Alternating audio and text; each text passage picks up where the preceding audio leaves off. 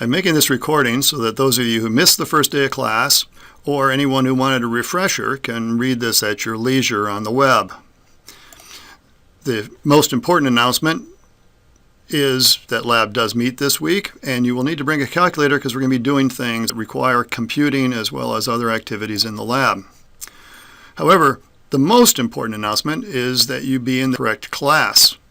The advising for this class is that it's calculus-based physics for people who are planning to major in engineering or physical sciences like physics, chemistry, or biochemistry. It's not intended for pre-med biology majors or any, say, pharmacy major who's planning to major in biology if they don't get into pharmacy school. It's also not for architecture majors. Those people belong in Physics 1053. There's some background that you should have from previous required courses for your major. If you don't have those, you can read what I expect you to be able to do here and get back to me in my office hours if you need help on that. The most important prerequisite is that you have the algebra skills and the time to be able to pass calculus and physics. The biggest problem some students have is they don't allow 10 hours of homework for calculus and another 10 hours of homework a week for physics, and perhaps don't plan to do homework on a regular basis every day. You cannot use a T83 on exams in this class. I give various recommendations for the kinds of two-line calculators that are suitable for this course. Those are available on the course website and in some emails that I've sent to the class. I strongly recommend that you use that physics calculator for all of your homework so you're fluent in using it so you can use it efficiently on your exams. Some of the files that you need to download to your own computer or just read online include the syllabus. I only hand out a fairly short version in class. The rest of it's on Blackboard. I also provide some advice to you that former physics students have given on how to pass this class. I really strongly recommend that you download that from Blackboard and read it. They give excellent advice, and really, students don't take my word for it, but they do pay attention to what other students say.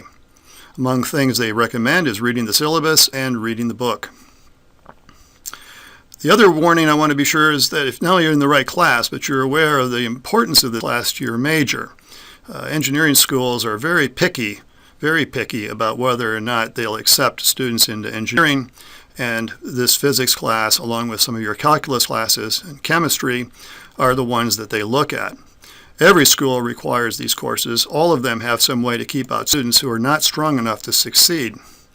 At FSU, that requirement is that you have no more than one D or F grade in any of the 4 core courses required for admission to their program, although they do ignore W grades. If you're in danger of failing calculus or physics, you should consider withdrawing and should definitely talk to an advisor about the risks that this poses if you really have FSU as the only school you want to attend.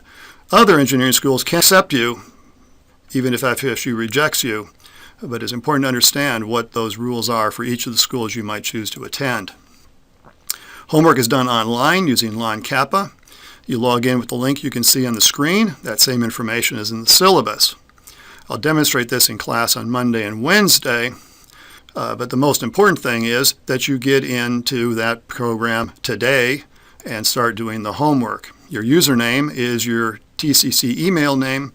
If it was Smith123, the important detail is that you have to type them all in as lowercase letters like you see here. Your password is different from what it is in your TCC email accounts and your Passport accounts. I will explain to you in class and in the syllabus how to do that. I won't put that on this video. Now that you've seen all this, go get started on your homework.